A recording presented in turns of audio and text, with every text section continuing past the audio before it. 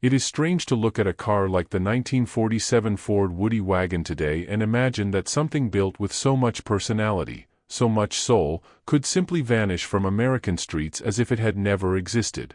People remember it through photographs, restored museum pieces, beach cruiser culture in California, and nostalgic movies, but the truth is that the Woody's disappearance is just as fascinating as the rise that made it a national icon. The story begins in the United States trying to breathe again after the end of World War II. Factories had been producing tanks, trucks, jeeps, aircraft parts, and ammunition for years. Skilled workers had spent half a decade assembling machinery for war instead of civilian life. Families were desperate for a normal routine, and the car industry was about to explode with demand. Into that environment rolled the Ford Woody wagon, a vehicle that looked nothing like the metal machines that would dominate American highways a decade later.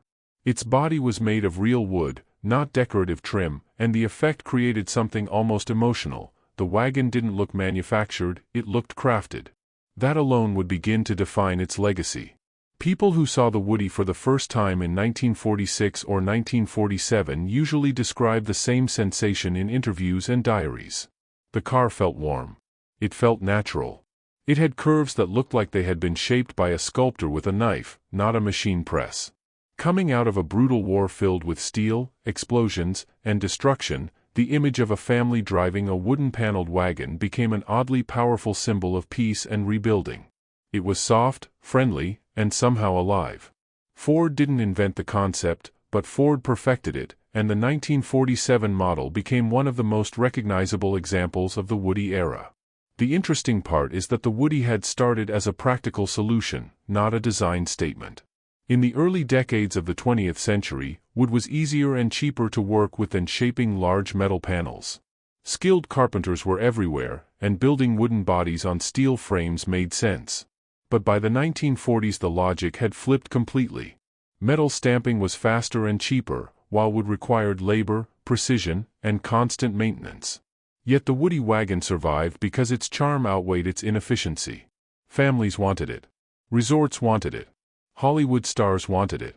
Surf culture would later turn it into a cultural icon.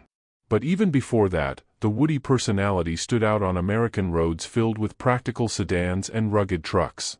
Anyone who owned a Woody from that period will tell you the same thing: it was impossible to ignore. People waved at it. Strangers asked questions at gas stations. Kids pointed at it when it passed by. Wooden cars carried a presence that no other vehicle had. The 1947 Ford, especially, represented the culmination of everything the Woody era had been building toward. It was elegant without being pretentious. It had a strong V8 under the hood, but it didn't brag about performance. It was luxurious in a quiet, almost humble way. The craftsmanship of the wood panels told a story before the engine even started. That combination of personality and practicality made it one of the most beloved family cars in the United States. But like every icon, the Woody had a side to it that very few people consider today. Beneath the charm was a harsh truth: wood is alive. It expands, contracts, cracks, absorbs moisture, and needs constant attention. Owners spent hours sanding, sealing, and revarnishing. A Woody wasn't just a car, it was a responsibility. In some climates, especially near the ocean where humidity is high, maintaining the wooden body became a never-ending battle. Mold, termites, and simple weather exposure threatened the structure. Many people who adored the look of the Woody were not prepared for the reality of caring for it. That detail would later play a major role in the model's disappearance. Still, in 1947 most Americans didn't care about future repairs or long-term complications. The country was in love with optimism. Soldiers were coming home. Families were growing. Suburbs were expanding. The United States was entering a golden age of consumer freedom. People were buying homes, refrigerators, appliances, and cars as symbols of hope. The Woody wagon fit perfectly into that spirit. It represented comfort and adventure at the same time. You could take the kids to school, carry groceries for the week, or load camping gear and drive into the mountains. The open interior and strong chassis made it incredibly versatile. Many resorts, national parks, and hotels used Woodies as shuttle vehicles because they looked inviting and luxurious.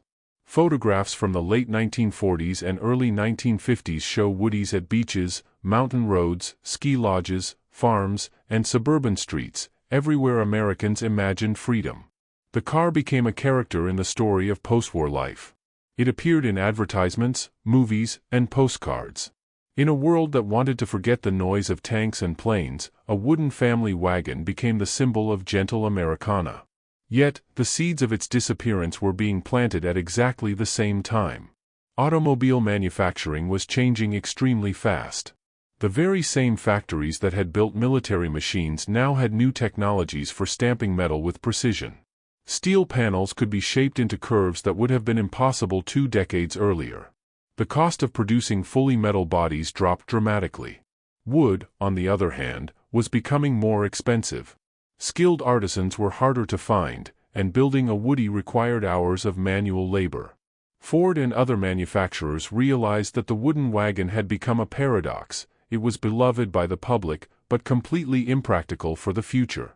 Inside Ford's engineering departments, discussions about the end of the Woody era had already begun even as the 1947 model was being celebrated. Executives and engineers understood that mass production would dominate the next decade. Every hour of extra labor meant higher prices. Every additional maintenance problem meant unhappy customers. Wood simply could not survive in the new industrial environment. But the emotional attachment Americans felt toward the Woody created a dilemma. How do you retire something that people love without disappointing them? The answer came gradually, and the Woody community didn't realize what was happening until it was too late. Automakers began experimenting with faux wood, printed or molded plastic panels designed to imitate the look of real wooden frames. These early attempts were not perfect, but they signaled a clear intention. Companies wanted to keep the Woody aesthetic without dealing with the cost and fragility of actual timber. Ford pushed forward with new designs in the early 1950s, and even though the spirit of the Woody lived on for a while, the original concept, a genuine wooden-bodied vehicle, was quietly fading. Meanwhile, American culture was shifting again. Highways were expanding. Families were driving farther and faster. Suburbs were turning into commuter zones where reliability mattered more than charm. Cars were evolving into symbols of modernity, power, and sleek design. Chrome trim, curved glass, bold colors, and aerodynamic shapes dominated advertisements. The warm, rustic identity of the Woody suddenly looked old-fashioned to younger buyers. Even those who loved its style admitted privately that the maintenance was exhausting. A single rainy season could damage the panels. A few months of heat could crack the finish. Waxing and varnishing became a seasonal ritual that many owners dreaded. Slowly, Woodies began disappearing from driveways. Not dramatically, just quietly, one by one, replaced by modern station wagons with metal bodies and cleaner lines. Some Woodies rotted in backyards. Others were sold for almost nothing. A few lucky ones went to collectors who understood their value early on. But the most surprising thing is that almost nobody realized an era was ending. Car culture moved so quickly in the 1950s that yesterday's icon became today's outdated relic without much ceremony. However, the Woody was not finished. In a twist that nobody predicted, it found a second life, this time not with suburban families, but with a new, rebellious youth culture emerging on the West Coast. California surfers discovered that the old wooden wagons were cheap, spacious, and perfect for holding long surfboards. It didn't matter if the panels were cracked or faded. It didn't matter if the varnish had peeled away. The Woody became a symbol of freedom and counterculture, a moving piece of Americana that belonged to the beach rather than the suburbs. Surf music, postcards, and magazines transformed it into a cultural icon for an entirely new generation. A car built for families suddenly became the mascot of a lifestyle that celebrated independence and simplicity. That unexpected revival in the 1960s extended the Woody legacy far beyond what Ford engineers ever imagined. But even during that period, the number of surviving Woodies was shrinking. Wood does not forgive neglect, and many wagons that surfers used eventually deteriorated beyond repair. Restoring a Woody required craftsmanship that fewer and fewer people possessed. Real wooden panels had to be matched, shaped, sanded, and finished with the same techniques used for fine furniture. Owners who attempted to repair wood themselves often made mistakes that caused further damage. Entire sections of the car could rot quietly from the inside. By the 1970s, finding an untouched, original Ford Woody wagon had become extremely rare. The vehicles that still existed were either heavily modified or in poor condition. At the same time, the Woody aesthetic continued to influence automotive design. Companies like Ford, Chrysler, and AMC produced wagons and even some compact cars with vinyl-applied wood grain trim. These faux Woodies became a quirky trend, but everybody knew they were not the real thing. They lacked the craftsmanship, the weight, the smell, and the character of the original wooden bodies. The disappearance of the real Woody was not a dramatic moment, it was a slow fading into history. One year, a family replaced it with a modern wagon. Another year, a surfer left it parked too long by the beach. A storm, a flood, a termite colony would offer 1,000 ways for a car to die silently. Unlike steel, which rusts visibly and can be patched, wooden panels simply disintegrate if neglected. Many Woodies vanished without any record, becoming nothing more than memories and blurry photographs. And yet, even as the last surviving Woodies aged, the admiration for them grew stronger. Restorers began calling them rolling pieces of art. Car clubs dedicated to the Woody era emerged in California, Oregon, Michigan, and along the East Coast. People realized that they were looking at a type of craftsmanship that the auto industry would never produce again. Each panel had been shaped by hand. Each door required precise joinery. The wood itself came from forests that had changed dramatically over the decades. A Woody was no longer just a car, it was a rare artifact. Collectors started searching aggressively for any surviving examples of the 1947 Ford, especially those with original wood. Prices skyrocketed. A vehicle that once sat abandoned near beaches was now worth more than luxury European classics. This irony, a once ignored family wagon becoming a coveted collectible, completed the cultural transformation of the Woody. But the question remains, how did a car so beloved completely disappear from the roads, leaving behind only mythology? That answer begins with a deeper look at the economic pressures, the decline of wooden craftsmanship, and Ford's transition toward modern mass production, elements that gradually forced the Woody out of existence even while America still loved it. The disappearance of the Ford Woody wagon was not caused by a single event or a sudden shift in public interest. Instead, it was the result of a combination of economic evolution, cultural changes, technological pressure, and the unstoppable march of mass production. What happened to the Woody is, in many ways, a reflection of what happened to America itself, a country moving quickly toward modern efficiency and leaving behind the slower, handcrafted past that defined the early automotive era. Inside Ford's factories, the transformation was already visible by the late 1940s. New stamping machines, automated presses, and streamlined assembly lines were capable of producing thousands of identical steel panels at a pace the wooden body shops could never match. Building a Woody required a separate team of carpenters, craftsmen, and finishers who worked with materials that behaved differently from metal.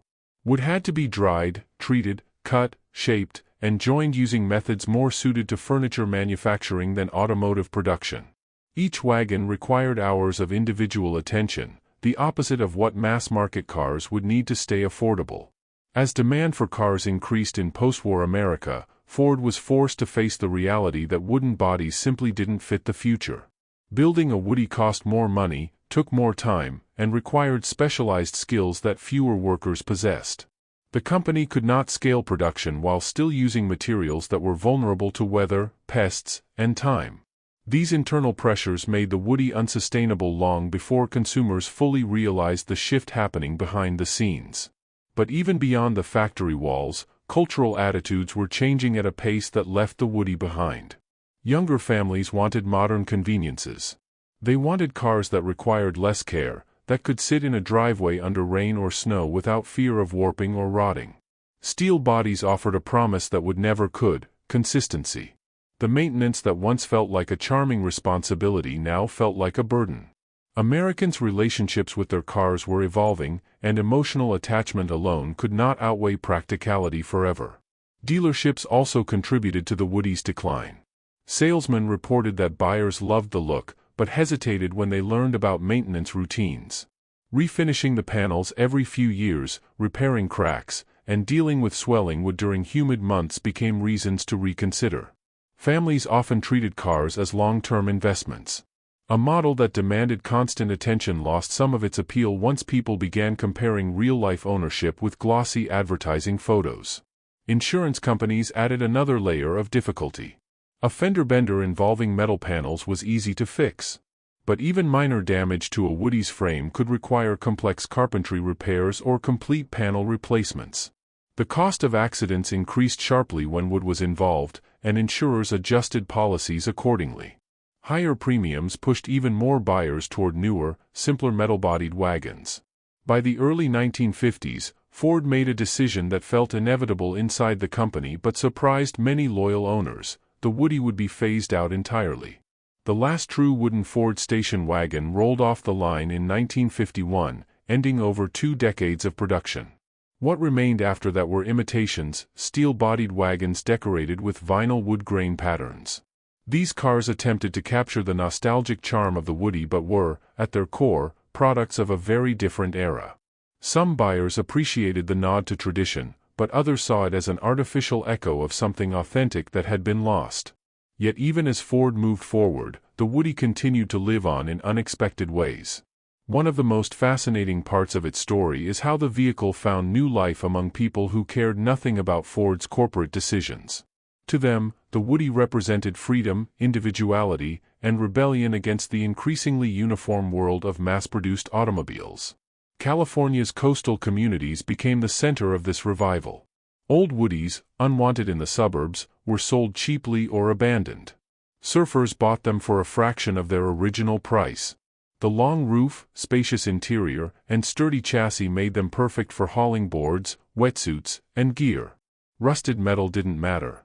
Faded varnish didn't matter. What mattered was the feeling the Woody gave, a sense of timelessness and independence that matched the surf lifestyle perfectly. Surfers didn't restore their Woodies, they used them. They lived out of them.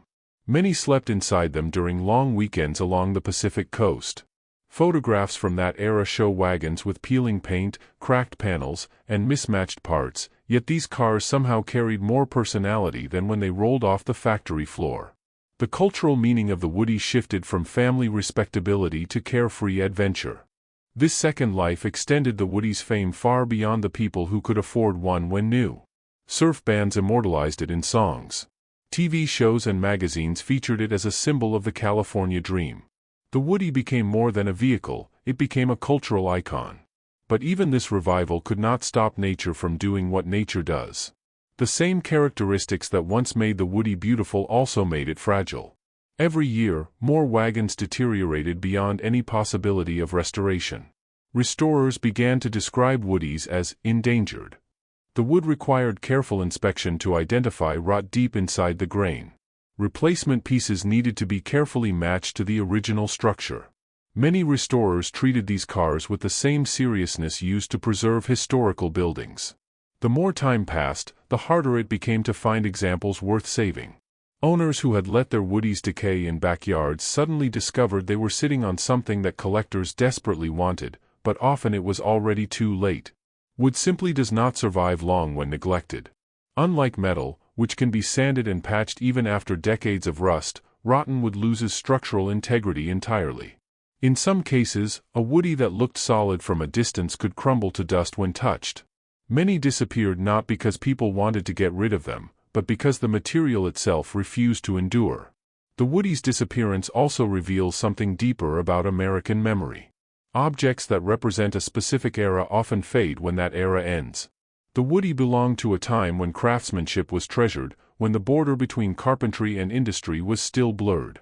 As America became faster, more standardized, and more globalized, vehicles like the Woody, slow to build, fragile, unique, no longer fit the rhythm of society. But despite its disappearance, the Ford Woody never truly died. Its spirit resurfaced repeatedly across decades. In the 1970s and 1980s, collectors began forming clubs dedicated exclusively to preserving Woodies. Gatherings and parades brought owners together from across the country. They shared stories about restoration challenges, hunted for rare replacement parts, and built a community around keeping the legend alive. Some enthusiasts spent years rebuilding a single Woody, repairing every frame, hinge, and panel until the car looked as if it had traveled through time untouched. Even today, a restored 1947 Ford Woody wagon commands enormous respect at classic car shows. People gather around it not because it is fast or technologically advanced, but because it represents something irreplaceable. It reminds people of families returning to normal life after the war. It reminds surfers of freedom, youth, and adventure. It reminds collectors of craftsmanship that vanished from modern industry. It is a link between multiple generations who experienced the Woody in completely different ways, yet all feel the same emotional response when they see it. The irony is that the Woody's disappearance helped make it more legendary. If these cars had survived in large numbers, they might have become ordinary, just another classic vehicle from a bygone era. Instead, their rarity elevated them to mythic status. Every surviving Woody feels like a miracle, a piece of history that somehow escaped the natural decay built into its DNA. And that leads to the final truth about why the Woody became an icon and then vanished so completely. It was never meant to survive. Its beauty was temporary by nature. It came from living material, shaped by human hands in a way that no robotic factory could replicate. The Woody represented a moment when cars were not disposable objects but extensions of craftsmanship, identity, and community. The world moved on, but the memory remained. When someone sees a 1947 Ford Woody wagon today, they are not just looking at a vehicle. They are looking at a contradiction, a machine made from something organic, a symbol of modern America built using techniques from the past, and a family car that unexpectedly became a counterculture icon. Its disappearance was not a failure, it was the natural conclusion of something too unique to exist in a world that values uniformity above individuality. The Woody's legacy endures precisely because it was different. It requires no introduction at car shows.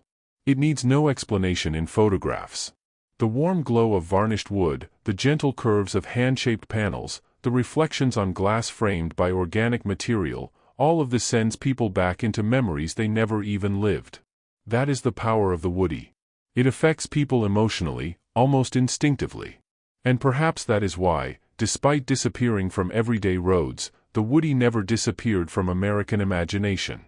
Every restored model tells the same quiet story, a time when life was slower, craftsmanship mattered, and a car could be both a tool and a piece of art.